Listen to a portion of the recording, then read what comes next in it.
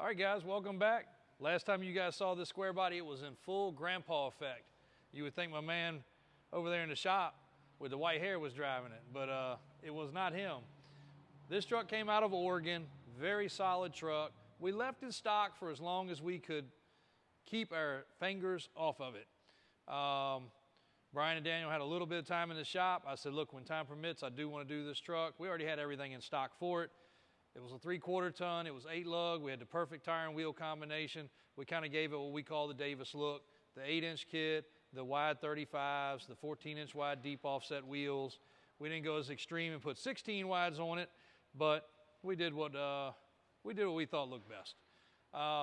This truck still got to have the custom exhaust done. There's a way we run these trucks with the exhaust, and Daniel was just going over it with me earlier, reminding me because I did it on my gray Suburban, and I loved it. It sounded great. This is a 350 small block. We want to leave the converter in there so it's emissions legal, and there's a specific way they run the exhaust, and it's got a great tone to it. So before you guys ask, those are not American racing wheels, but we had some caps. So we went in and threw the caps on it because everybody seems to like center caps these days. Got center caps up front too. Those are not American racing. Those were made by Bart. They are not available anymore.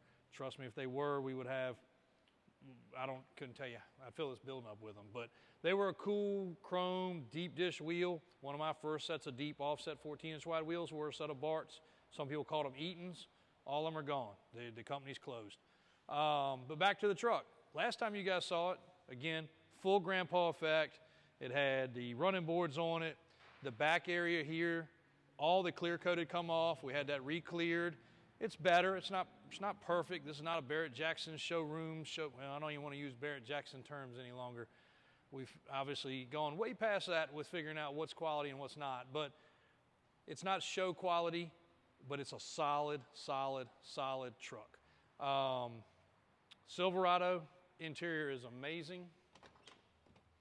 Completely original like it's supposed to be. Dash, seats, door panels, carpet, original floor mats, everything like it's supposed to be. Again, quite a bit of cosmetic and detail changes because we finally detailed the truck. Matter of fact, we'll go back to the back because a lot of people question things. That is the Oregon tag.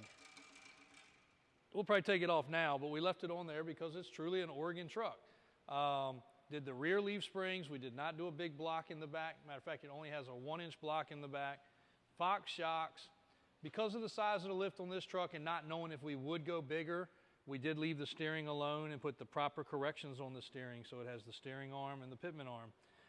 As you can see, the new bolts and the new tie rods as well. If we got something apart, we want to do it right. Can this truck go further? Absolutely 100%.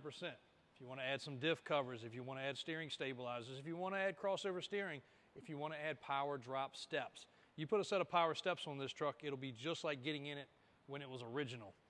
The other nice thing about this truck, most of the time the driver's side catches all the wear and tear. This truck is just as nice on the driver's side. The door panel's not all busted up, the seat's not all crushed, the carpet's still good. It's got the console, got the wood grain trim, tilt steering wheel, cruise control, and I did try that. That stuff is functioning and working properly. Even has the cab lights. I love that. 5.7 350. It does have a tag here for Jasper, and I can't remember if my shop told me they thought it was the motor or the transmission, but one of the two has been replaced. A lot of the AC components have been replaced. AC is nice and cold in this truck. You can see the compressor and some other things have been done. Still got the original inner fender wells, still got the original jack, still got the original air filter and sticker on there. Serpentine belt system truck. Just a really cool truck. Keep calling it a truck. It's an SUV, but it's a nice SUV. It's a solid SUV. If you want to ride your family around the beach, this is the truck to have. Third seat is in the back. Full bench rear seat here, which I've had a car seat in, my gray one, which has had the identical interior, plenty of room. These Boggers ride very well, so they're balanced out pretty decent, unlike most.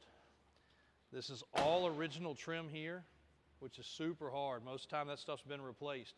other than the paint work we did, and I noticed a couple little touch-up spots here and there where it looks like they might have fixed a scratch or something like that, most of the paint on this truck is pretty darn original and pretty solid. If you catch the light just right, I'll point out a few things just in case you guys are buying from afar. You got like a little dimple ripple here, you got a little dent right in here, but you got to really be looking down the side. And then across the hood, the typical rock nicks, and somebody touched it up with the wrong color touch-up at some point, but a bright red touch-up would go a long way across there, or bug shield. Got just enough wear and tear that I'm going to say that this is the original grill items. Got wax all over the lights once again. I don't know what in the world my guy's doing on that. They should bead water though. But Fox shocks, 8-inch kit, 35s, 14-inch wheels, perfect stance for still being practical. You can jump in and drive this truck, do pretty much anything you want with it.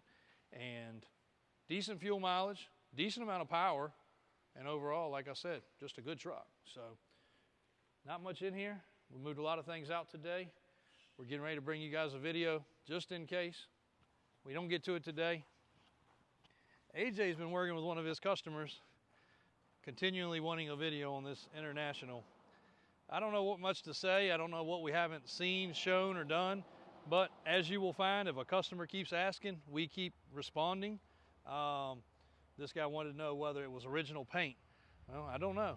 I can't swear to that. It's old, it's chalky, it's got rust spots, it's got bird crap, it's got leaf crap. But I would say, looking here, where the paint has flaked off and where the rust spots are, and these are really the only rust spots on the truck, that's original paint. And again, I don't know much else to really tell people. You know, you look around all these little nooks and crannies, you can see a little bit of overspray, like maybe the roof had been painted. But all this looks to be pretty original. A little bit of chip right there that might show that it's had paint. But that's why a lot of cases you guys will see us say mostly, just like the Suburban, mostly original paint. We didn't live with this truck since the 60s. We don't know. Did it have a fender bender and get painted? Did it have the paint flake off and get painted? Again, we don't know. We know what to look for. We know to look around the moldings. We know to look around the trim. And we can tell there's been some touch-up area. Another little rust spot right here. And again, normally you would see 2 levels of paint, or you'd see something like primer. So I'm going to say most of the truck's original paint. But this guy has asked us for a laundry list of things, and we have fulfilled his laundry list of things the best we can. Little Mercedes getting a fuel pump put in it, and I'm actually going to drive that home. That's about it, guys. Davis Auto Sales, Davis Drives. Have you been in the showroom today? Roll it out in there just to show them what we got sitting in there. Then we'll get this one knocked out. Thanks, guys. Appreciate the support.